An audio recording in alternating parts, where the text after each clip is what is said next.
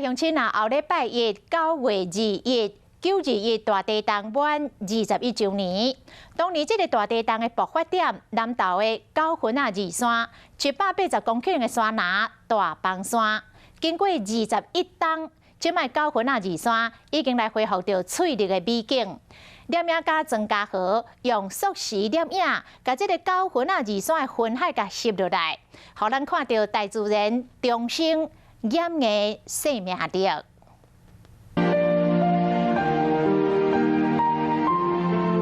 壮观的云幕映照山脚国道6岁车顶灿烂的春日特别水。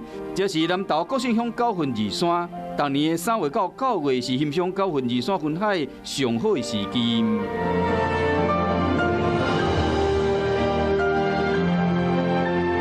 虽然硕士摄影干那3分外钟，却是摄影师庄家豪的心血结晶。10几万张的照片，那每一段的影片大概要拍6到8个小时。